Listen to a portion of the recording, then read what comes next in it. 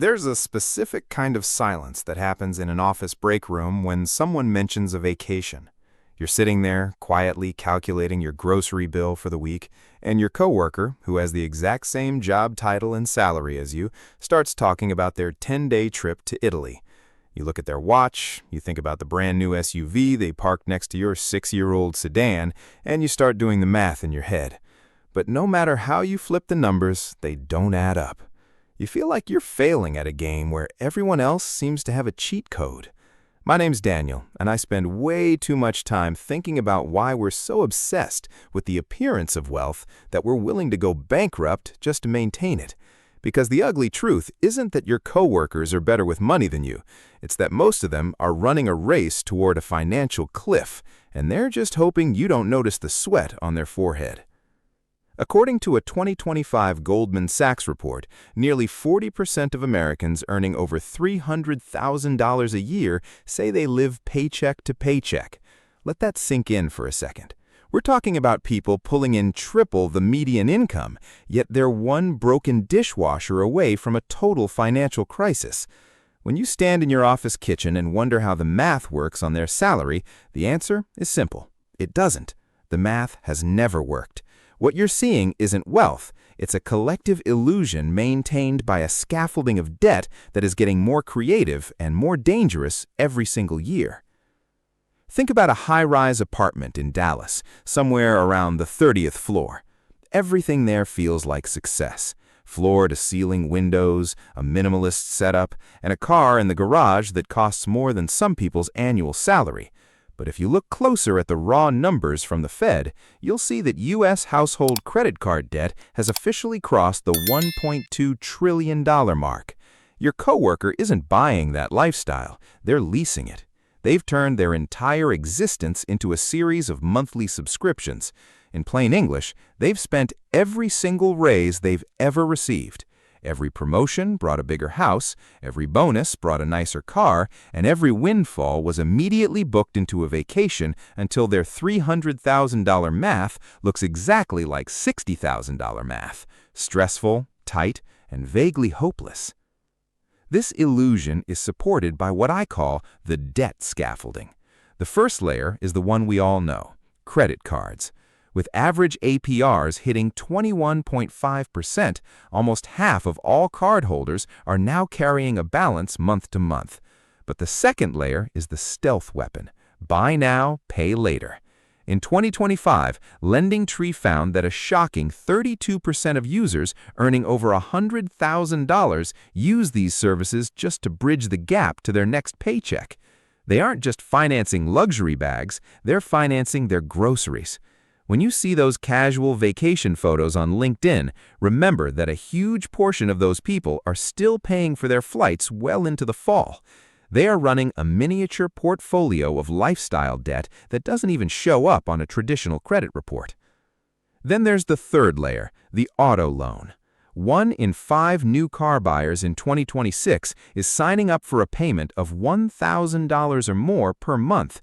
And because so many people are underwater on their previous loans, they're rolling that negative equity into 84-month contracts. They are driving cars they'll still be paying for when the vehicle is older than most middle schoolers.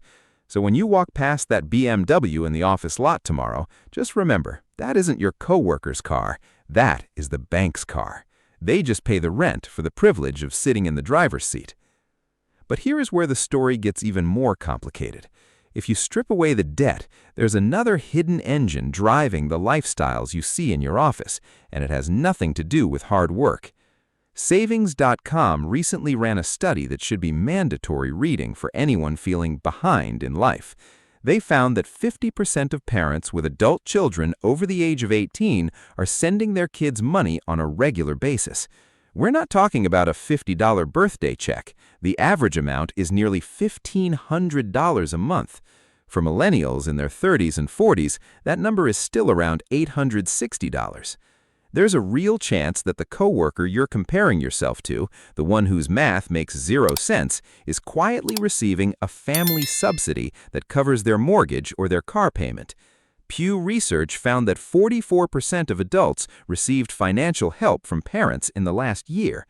In the real estate market, it's even more dramatic. Nearly 36% of young buyers expect a cash gift from family to even afford a down payment. You're out here running a marathon with a weighted vest, while they were dropped off at mile 22 in an Uber. Both of you crossed the finish line, but only one of you actually trained for the distance.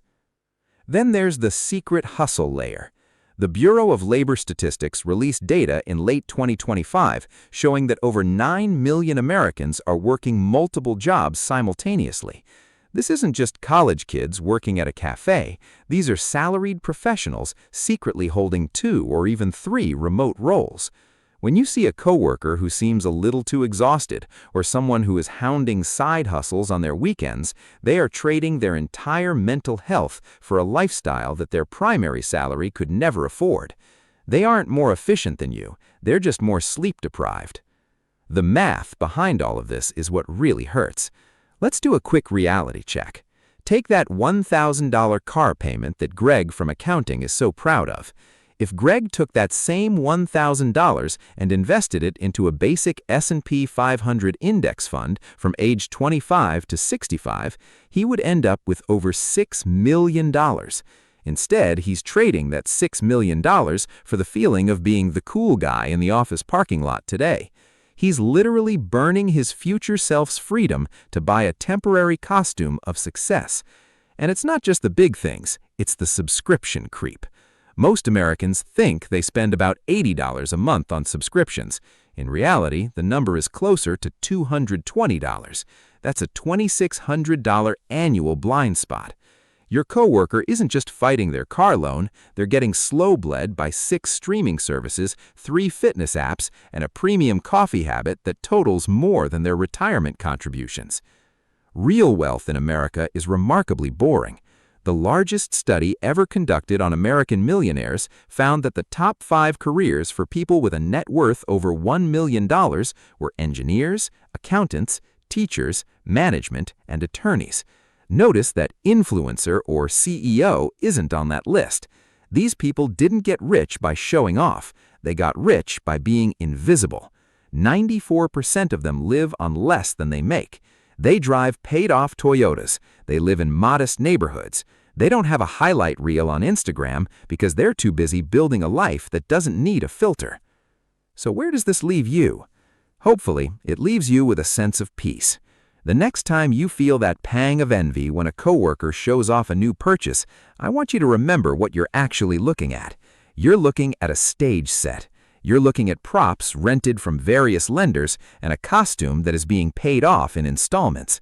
You are not behind, you are not doing it wrong. You are just playing a different game, one where the prize is actual freedom, not the performance of it. If you're driving an older car and automating your 401k while everyone else is chasing upgrades, you are not the one losing. You're the one who is going to own your time when everyone else is still working until 70 to pay for a lifestyle they didn't even enjoy. Real money whispers, but fake money screams. And right now, the noise in your office is deafening for a reason. I'd love to hear your thoughts on this.